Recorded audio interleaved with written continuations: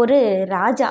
அவர் எல்லாருக்கும் யாரெல்லாம் அவர் தேடி வராங்களோ அவருக்கெல்லாம் உணவு கொடுக்கறது, அவங்கள இது பண்ணுறது, சாப்பாடு தான் அவர் பிரதானமாக போடுறாரு. எல்லாருக்கும் சாப்பாடு போடுறாரு, எல்லாரையும் மகிழ்விக்கணும்னு நினைக்கிறாரு, நாட்டை சிறப்பாக ஆட்சி செய்கிறாரு.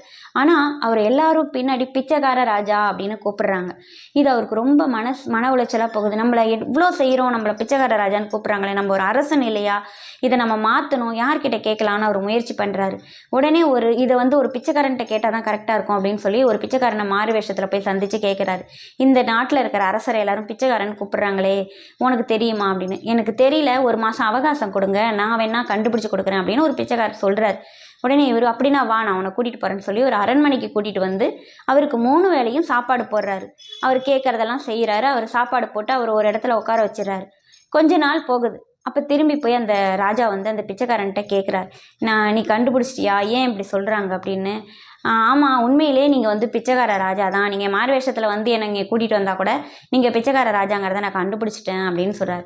ஏன் அப்படி சொல்கிற அப்படின்னே, ஒரு அரசன்னா, ஒரு பேரரசன் யாராவது உங்களை பார்க்க வந்தாலோ இல்லை ஏழைகளை பார்க்க வந்தாலோ, நீங்கள் யாரையாவது பார்க்க போனாலோ நீங்கள் கழுத்தில் அணிந்திருக்கிற மாலையோ தங்க நாணயங்களோ தான் கொடுப்பாங்க. அதுதான் அரசருக்கு உண்டான மதிப்பு. ஆனால் நீங்கள் சோறு தானே போட்டிங்க, எல்லாருக்கும் என்னையும் கூட்டு உட்கார வச்சு சோறு தான் போட்டிங்க.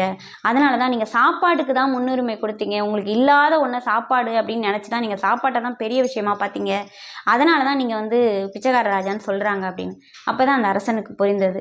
ஏன்னா அவர் முன்னோர்கள் மூதாதையருக்கு ரொம்ப காலத்துக்கு முன்னாடி ஏதோ பிச்சைக்காரங்களாக இருந்திருப்பாங்க.